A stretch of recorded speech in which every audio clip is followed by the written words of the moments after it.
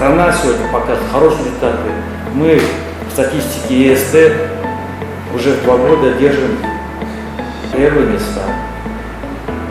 И вот вчера такая задача была поставлена, также держать и даже улучшать.